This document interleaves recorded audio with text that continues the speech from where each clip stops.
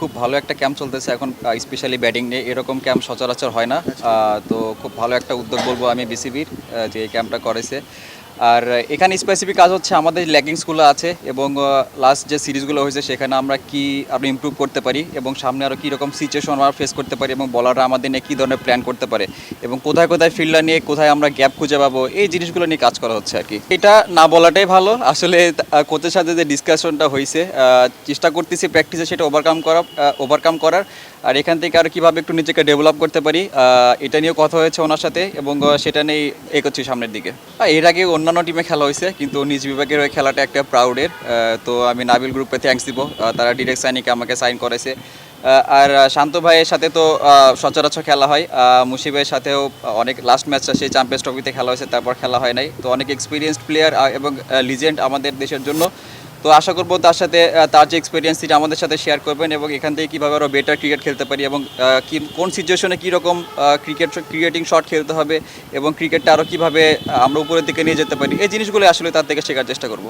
অবশ্যই দেখেন, আমি যে সিনিয়র প্লেয়ারকেই কাছে পাই না কেন, তার থেকেই আমার পার্সোনাল যে ক্রিকেটিং শট, আমার যেগুলো সমস্যা হয় ম্যাচে কিংবা কোন সিচুয়েশনে আমি আউট হচ্ছি বেশি এবং অনেক সময় সেট হয়ে আমি আউট হয়ে যাই, এই জিনিসগুলো তাদের সাথে ডিসকাস করি এবং তারা কীভাবে এখান থেকে ওভারকাম করছে এর আগে সেই জিনিসটা শেখার চেষ্টা করি।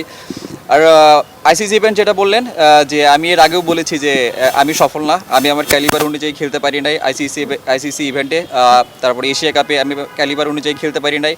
তো এটা আমার কাছে সত্যি অনেক খারাপ লাগে, যেরকম সিরিজগুলোতে আমি লাস্ট কয়েকটা সিরিজ যেরকম কনসিস্টেন্ট পারফর্ম করছি, তো আমার চেষ্টা থাকবে যাতে এই কনসিস্টেন্টটা যাতে আইসিসি ইভেন্টে ধরে রাখতে পারি। এরকমভাবে চিন্তা করি না কখনো, তারপরে আর কি সোশ্যাল মিডিয়ায় দেখেছি যে এরকম একটা তার সাথে এই মিলটা রাখা হয়েছে, বাট এরকম কোনো ইন্টেনশন ছিল না আমার।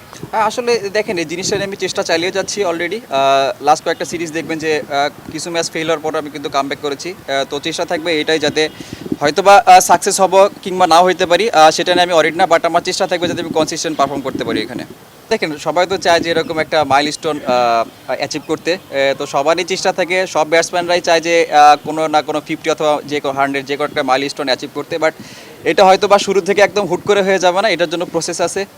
তো যদি কোনোদিন ভালো শুরু পাই ইনশাল্লাহ চেষ্টা করব কীভাবে জিনিসটা ফিনিশ করার। এইরকম আসলে না, আপনি যখন দেখবেন যে তিন ডিপার্টমেন্টে আমরা যেদিন ভালো করতে পারবো সেদিন কিন্তু যে কোনো টিমকে আমরা বিট করতে পারবো। তো আমার কাছে মনে হয় যে টপ অর্ডার, মিডল অর্ডার এবং লোয়ার অর্ডার যেদিন আমরা ভালোভাবে ক্লিক করতে পারবো, সবার যদি কন্ট্রিবিউশন থাকে ভালো, তাইলে মনে হয় যে কোনো কিছু করা সম্ভব এখানে।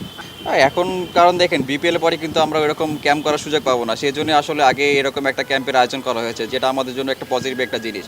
আর আমাদের লাস্ট সিরিজের পরেও আমাদের প্রধান কোচ এবং যারা কোচ আছে সবাই কিন্তু আমাদের ব্রিফিং দিয়েছে যে কীভাবে আমরা এখানে প্রিপারেশন নিতে পারি ওয়ার্ল্ড কাপের জন্য এবং এখানে অনেক রকম সিচুয়েশন আসবে। এই সিচুয়েশনগুলো আমরা কীভাবে ওভারকাম করবো এখান থেকে, যেটা আমাদের ওয়ার্ল্ড কাপে কাজে লাগতে পারে। তো এই জিনিসগুলো নিয়ে কথা হয়েছে সবার সাথে।